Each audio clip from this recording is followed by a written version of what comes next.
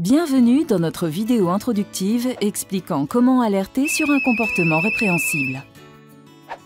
Voici Paul. Cela fait 5 ans qu'il travaille dans son entreprise et c'est un salarié responsable. Aujourd'hui, quand Paul rentre chez lui, il est triste et déconcerté. Il a vu sa propre chef accepter un pot de vin. Maintenant, il ne sait quoi faire. Il a peur d'en subir des conséquences s'il parle de l'incident. Il a peur de se faire harceler, perdre son emploi, ruiner son avenir. Mais garder le silence ne le réconcilie pas avec sa conscience. Le soir, Paul fait quelques recherches sur son PC à la maison et trouve sur l'intranet des informations sur le système d'alerte de son entreprise. Il copie le lien et se retrouve sur la page d'introduction. Rapidement, il se sent compris. Il voit que pour l'entreprise, il est important qu'il fasse part de ses préoccupations.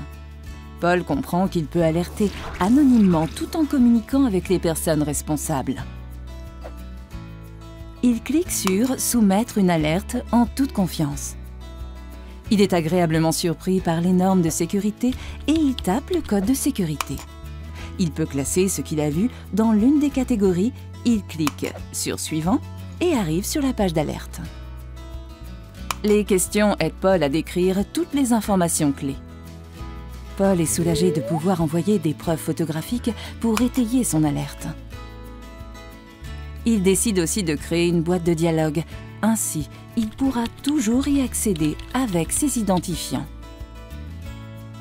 Pour lui, il est important de pouvoir communiquer avec la personne responsable de manière protégée. Cela lui permettra de répondre à d'éventuelles questions. Paul note soigneusement ses identifiants personnels.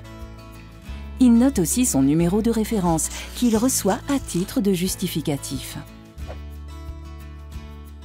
Soulagé d'avoir pu soumettre une alerte aussi facilement, Paul va se coucher. Une semaine plus tard, Paul peut vérifier s'il a déjà reçu une réponse à son alerte. Quand il rentre chez lui le soir, il va sur BKMS System avec son ordinateur privé et sélectionne le bouton « S'identifier » sur la page d'introduction. Il sort du tiroir le bout de papier sur lequel il a noté ses identifiants et il les tape. Paul est maintenant dans sa boîte de dialogue et il voit qu'un examinateur lui a répondu en lui posant quelques questions.